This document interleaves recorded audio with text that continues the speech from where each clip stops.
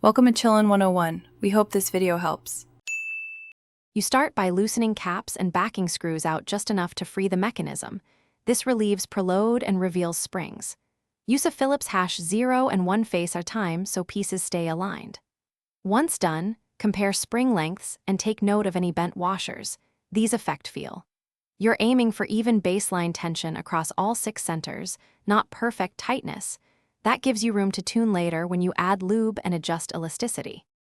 Now tighten screws to an initial baseline, about 1/2 to 1 full turn from snug, so the cube moves but doesn't rattle. Add a thin silicone lube to edge contact points and caps. Avoid core threads to prevent sludge. Test corner cutting and feel. If it's gummy, back off by 1/4 turn on the most restrictive center. Once done, mirror that adjustment on the opposite face to keep balance. Make small, deliberate changes so you can hear and feel the effect.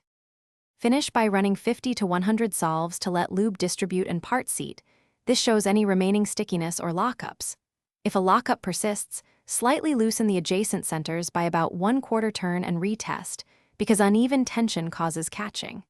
If tension remains inconsistent after adjustments, swap in matching replacement springs or washers. Worn parts won't tune out. Finally, retighten caps snugly, not harshly, and perform a final feel.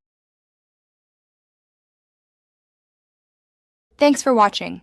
Consider subscribing if we helped you.